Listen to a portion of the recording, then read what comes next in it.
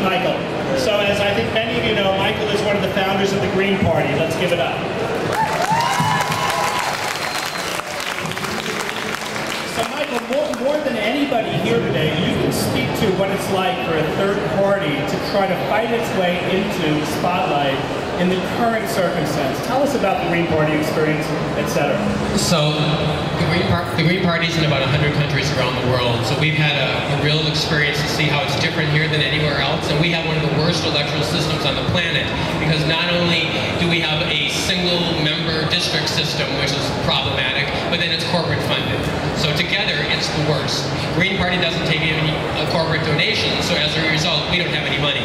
So when you look at the call for getting money out of politics and you talk about public financing, what countries do around the rest of the world is not only do they fund candidates, but they actually fund parties, so political parties can be internally democratic. Now, the argument made against public financing in the United States is, oh, we don't want to give all that money to politicians. We're not giving money to politicians. What we're doing with the public money is ensuring that every voice that's on the ballot is heard by the voters, not just the few people who have money to make sure that those voices are heard. That's the fundamental difference. Second, and what the get money out of politics usually misses, is that our electoral system, by having single seat, winner-take-all districts, you have to win a majority. It takes more money to win a majority in a single seat district than the alternative. What's the alternative?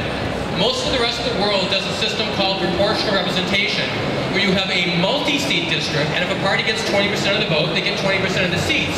That means you can campaign honestly to people who agree with you, and you don't need to spend as much money to bullshit people and try and convince them